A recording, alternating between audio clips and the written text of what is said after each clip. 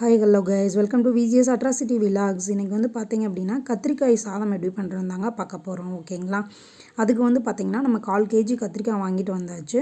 இது வந்து நான் ப்ளூ கலர் இது வாங்கியிருக்கேன். இதில் க்ரீன் கலரில் நீட்டமாக வரும்ல, அந்த கத்திரிக்காய் வாங்கினீங்கன்னா இன்னுமே டேஸ்ட்டாக இருக்கும். அந்த கத்திரிக்காயை நீளமாக வெட்டிக்கிட்டாச்சுங்க. கத்திரிக்காயை தண்ணிக்குள்ளே போட்டுட்டோம். தண்ணிக்குள்ளே போடலன்னா கருப்பாயிடும். ஸோ அதனால் தண்ணிக்குள்ளே போட்டு வச்சுக்கோங்க. அப்புறமா கடாயில் வந்து ஆயில் விட்டுக்கோங்க. கொஞ்சம் 5 ஸ்பூன் அளவுக்கு.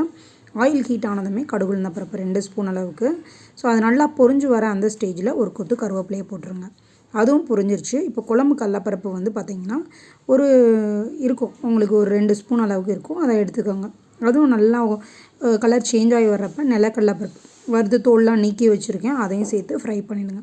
நல்லா இதெல்லாம் ஃப்ரை ஆனதுக்கப்புறமா நம்ம கட் பண்ணி வச்சுருக்க கத்திரிக்காயை ஆட் பண்ணிக்கணும்.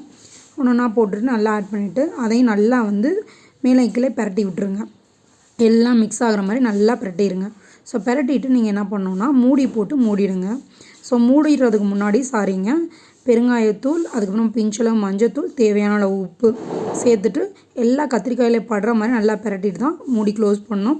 10 to 15 மினிட்ஸில் எடுத்து பார்த்திங்கன்னா ஆஃப் வெந்திருக்கும் உங்களுக்கு கத்திரிக்காய் வந்து. ஸோ இந்த ஸ்டேஜில் ஒரு கொட்டை அளவுக்கு புளியை கரைச்சி வச்சுருக்கேன், அதை ஆட் பண்ணிக்கோங்க.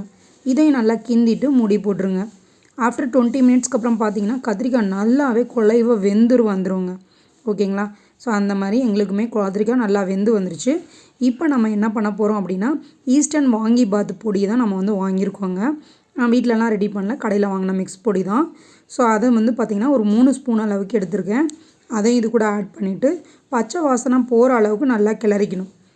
ஒயிட் ரைஸை ஆல்ரெடி வந்து வேக வச்சு நம்ம எடுத்து வச்சுருக்கோம். உதிரியாக இருக்கக்கூடிய சாதத்தை போட்டு நல்லா கிளறணுங்க. எல்லாமே மிக்ஸ் ஆகிற மாதிரி மசாலா, கத்திரிக்காய் எல்லாம் மிக்ஸ் ஆகிற மாதிரி சூப்பராக கிளறி எடுத்துகிட்டு வந்தாச்சு. டேஸ்டான சுவையான வாங்கிபாத் ரெடிங்க.